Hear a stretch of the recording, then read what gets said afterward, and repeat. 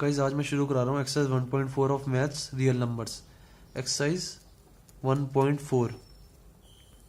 ये एक्सरसाइज शुरू कराने से पहले मैं एक चीज़ बताता हूँ। जैसे किसी के डिनोमिनेटर कोई भी एक होता है टर्मिनेटिंग, एक होता है नॉन टर्मिनेटिंग।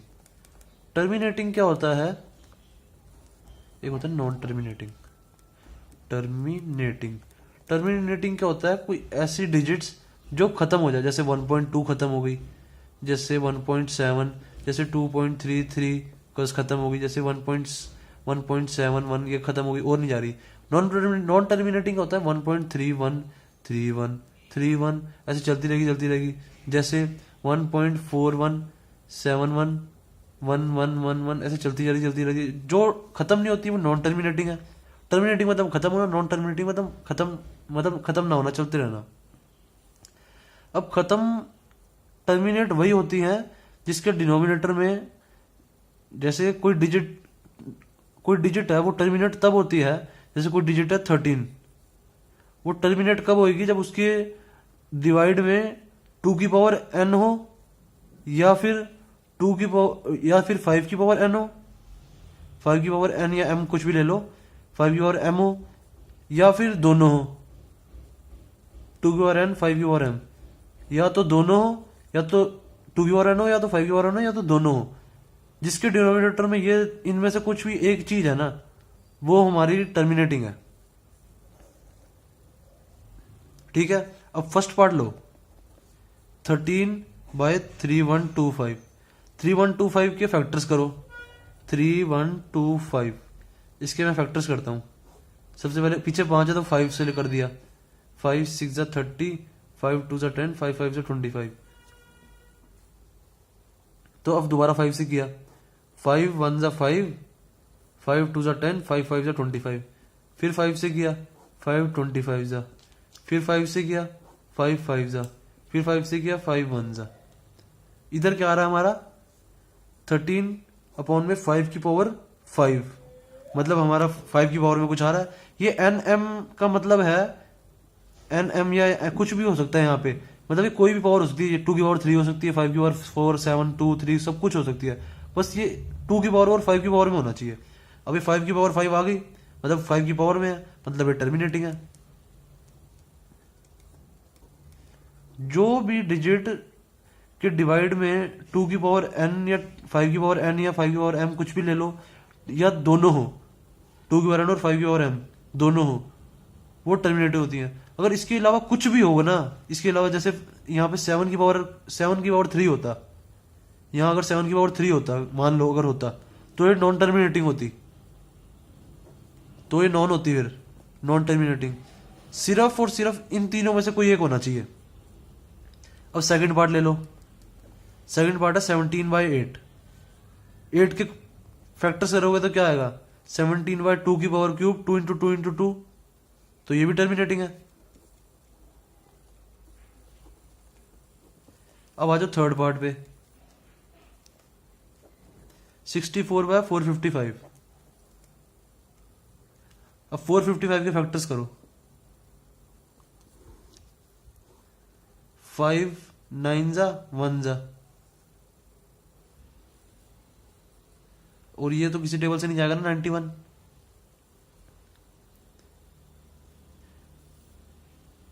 नहीं 7 से जाएगा। 7 7 1 जा 7, 7 3 जा 21। अब 13 1 जा। अब इसके तो डिनोमिनेटर में कुछ आ रही नहीं रहा, सिर्फ एक ही 5 की पावर n आ रही है, बाकी अलग अलग भी आ रहे हैं। अगर कुछ भी अलग आएगा तो वो नॉन टर्मिनेटिंग है। 64/5 इंटू 7 इंटू 13 लिख सकता हूं मैं इसको 455 में, क्योंकि इसके ही तो प्राइम फैक्टर्स हैं, तो ये नॉन टर्मिनेटिंग है।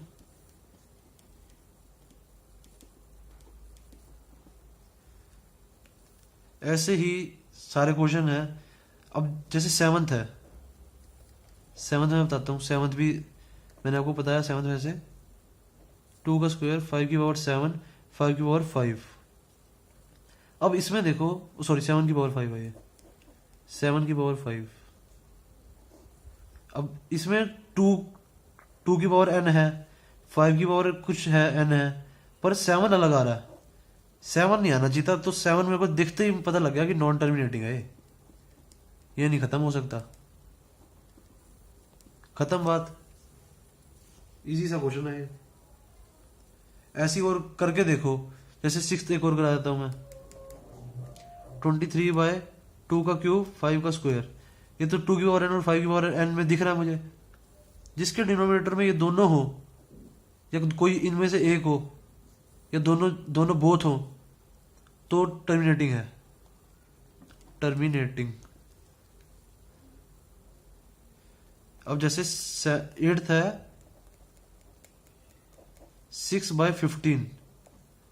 6/15 क्या होगा? 6/3 इंटू में 5। इधर तो 2 आ ही नहीं रहा, मतलब ये तो 2 आना चाहिए था, 5 अकेला तो आ गया, पर उसके साथ कोई और भी आ रहा, 2 नहीं आ रहा, तो ये नॉन टर्मिनेटिंग है।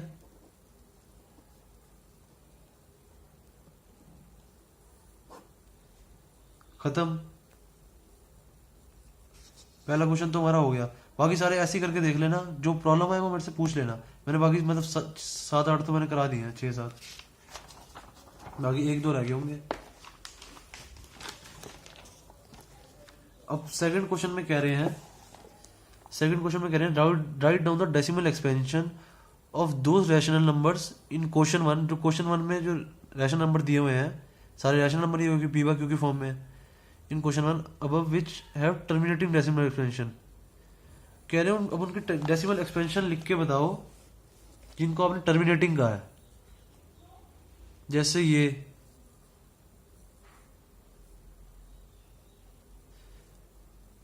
जैसे हो गया ये एग्जांपल ले लो, इजी बता रहा हूं मैं। 17/8, इसको मैंने टर्मिनेटिंग कहा है, टर्मिनेटिंग कहा ना मैंने इसको। तो अब इसको मैंने टर्मिनेटिंग कहा है, तो ये कह रहे हैं कि इसकी डेसिमल एक्सपेंशन अब बता के दिखाओ। अब 17/8 क्या होगा? 17 डिवाइड बाय 8 करके दिखा दो। 8 2 16, बच्चा 1, पॉइंट 0 उतारा नीचे से। 8 1 8, बच्चा 2, फिर नीचे 0 उतारा। 8 2 16, बच्चा 4, फिर नीचे 0 उतारा। 8 5 40, इसका आंसर आ गया 2.125। करके दिखाता हूं मैं, देखो। अब जिनको मैंने टर्मिनेटिंग कहा था, जैसे मैंने कहा था टर्मिनेटिंग 13/3125 को, 13/3125 को मैंने टर्मिनेटिंग कहा था। फर्स्ट पार्ट को इसका आंसर क्या आया था हमारा 13/3125 का? इसका आंसर आया था 13/5 की पावर 5। ये तो मैंने समझाने के लिए लिखा था ना, 7 की पावर 3। 13/5 की पावर 5, 13/5 की पावर 5 आया था इसका आंसर। तो अब इसके हमने डेसिमल एक्सपेंशन बताने हैं। वैसे ऐसे क्वेश्चन पेपर में नहीं पूछे जाते जिसके पीछे क्वेश्चन पिछला हो, आंसर अगला बताना हो, पर फिर भी हम कर देते हैं। 13/5 की पावर 5 है, नहीं इसको हम ये ना ही लिखते क्योंकि हमने तो करना ही डिवाइड है। इसको हम ना भी लिखते तो भी कोई दिक्कत नहीं थी। 3125 divide by 13, sorry 13 divide by 3125। जब इसको हम करेंगे सॉल्व, जैसे अभी 3125 0 बच्चा 13, फिर पॉइंट, यहाँ पॉइंट लगा के नीचे 0 उतारा, फिर 0 जब हम इसको करेंगे सॉल्व तो आंसर हमारा आ रहा है 0.00416। अब सॉल्व करके देख लेना, अब इसको सॉल्व करके देख लेना, यही आंसर आएगा। उसके बाद एक और क्वेश्चन करा जाता हूं मैं। सेकंड पार्ट जो था हमारा 17/8, ये अगर क्वेश्चन आएगा तो ऐसे इजी आएगा, इतना मुश्किल नहीं आएगा। ये डिवाइड इतना मुश्किल करके इतनी देर बंदा लगे रहेगा। बोर्ड्स में इतने मुश्किल क्वेश्चन नहीं आते, ये मुश्किल नहीं है, पर डिवाइड लंबे क्वेश्चन है क्वेश्चन जरा सही। अब 17/8 है, तो इसको 17 को 8 से डिवाइड करो। 8 2 16, बच्चा 1, पॉइंट 0 आया नीचे। 8 1 8, बच्चा 2, फिर नीचे 0 उतारा। 8 2 16, बच्चा 4, नीचे 0 उतारा। 8 5 40, खत्म। इसका आंसर आ गया 2.125। ये कह रहे थे करने के लिए। अब अगला क्वेश्चन देखते हैं, क्वेश्चन थर्ड। ये क्वेश्चन जो क्वेश्चन 2 था, ये क्वेश्चन नहीं पूछा जाता कि पिछले क्वेश्चन से देख के बताओ कि अगला क्वेश्चन में क्या होगा, ऐसे कभी नहीं कुछ पूछा जाता। वैसे पूछ लेंगे कि 17/8 का आंसर निकालो, क्या आएगा, बताओ कि टर्मिनेटिंग आएगा नहीं आएगा। तो हमने आंसर निकाल के बताया, हमने कहा टर्मिनेटिंग है। और टर्मिनेटिंग, अगर खाली टर्मिनेटिंग या नॉन टर्मिनेटिंग बताना हो बिना सॉल्व करे, तो मैंने आपको बता ही दिया कि अगर 2 की पावर n हो या 5 की पावर n हो या फिर दोनों हो, 2 की पावर n या 5 की पावर n, तो वो टर्मिनेटिंग है। वो तो मैंने आपको सीधा डायरेक्ट फॉर्मूला बताया जो फर्स्ट क्वेश्चन में यूज होगा, 1.4 के फर्स्ट क्वेश्चन में। उन्होंने कहा बिना सॉल्व करे बताओ।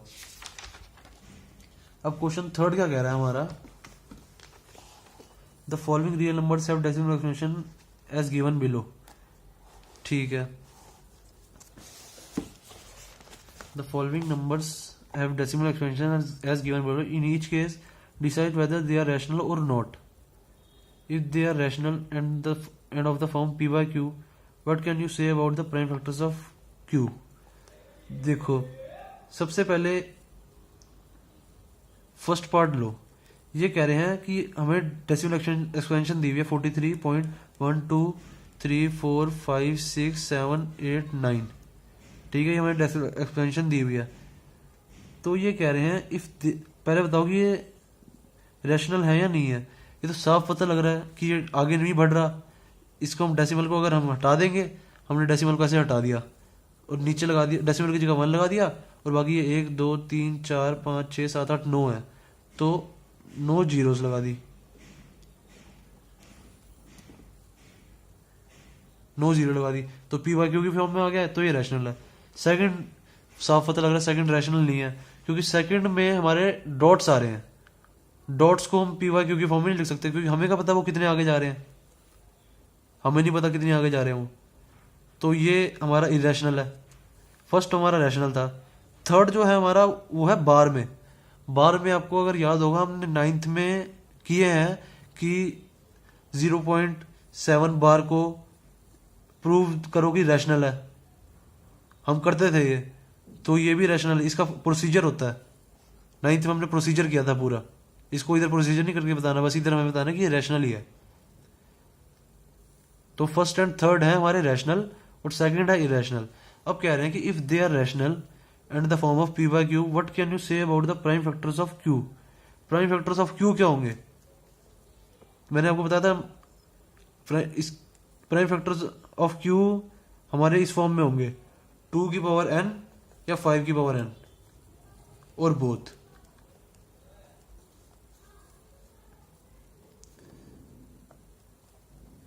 इसी फॉर्म में होंगे अगर रैशनल है।